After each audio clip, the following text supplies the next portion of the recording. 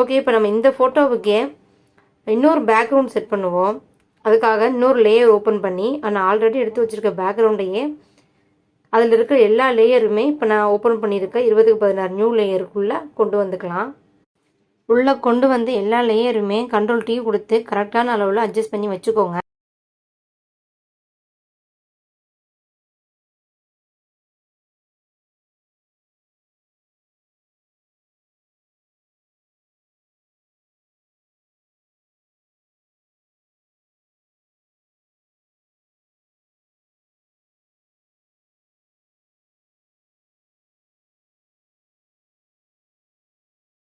இப்போ நம்ம நெக்ஸ்ட் என்ன பண்ண போகிறோம் அப்படின்னா, மேலே அந்த லெட்டர் இருக்கு இல்லையா, அதில் வந்து எங்களை வாழ வைக்கும் தெய்வம்னு மாற்றிக்கலாம். அதே கீழே இருக்கிற லெட்டர்லையுமே கஸ்டமர் சொன்ன நேமை டைப் பண்ணிக்கலாம்.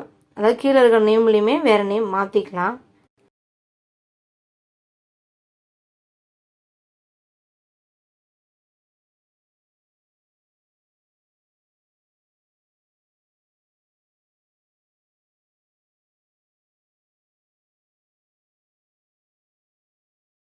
இப்போ இந்த பேக்ரவுண்டை நம்ம எல்லாமே செட் பண்ணிட்டோம்.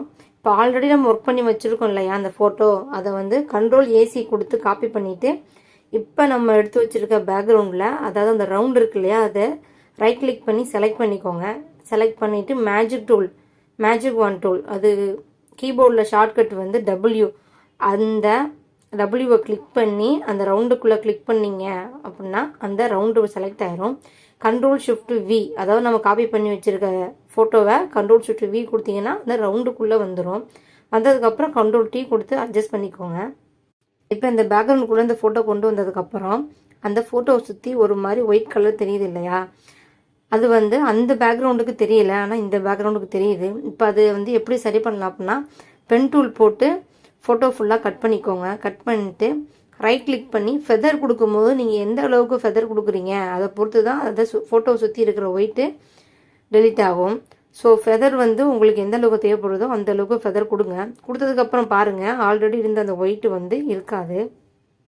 நம்ம லைட்டாக இப்போ ஹேரை சுற்றி பிளாக் கொடுத்துக்கலாம். அந்த பிளாக் கொடுக்கறதுக்கான டூல் வந்து பேர்ன் டூல். கீபோர்டில் அதுக்கு ஷார்ட்கட் வந்து O. ஸோ அதை வச்சு நம்ம ஈவனாக பிளாக் கலர் கொடுத்துக்கலாம். இப்போ பாருங்கள், நம்ம ஒரு ஃபோட்டோவிலேயே 2 பேக்ரவுண்டு எடிட் பண்ணி வச்சுருக்கோம். இந்த வீடியோ பார்க்குறவங்க இந்த 2 பேக்ரவுண்டில் எந்த பேக்ரவுண்ட் உங்களுக்கு பிடிச்சிருக்குன்னு மறக்காமல் கீழே கமெண்ட் பாக்ஸில் சொல்லுங்கள். ஓகே ஃப்ரெண்ட்ஸ், நம்ம எல்லாமே எடிட் பண்ணி முடிச்சிட்டோம். இந்த வீடியோ உங்களுக்கு பிடிச்சிருந்துச்சுன்னா மறக்காமல் சப்ஸ்கிரைப் பண்ணிடுங்க, லைக் பண்ணுங்கள், ஷேர் பண்ணுங்கள். தேங்க்யூ.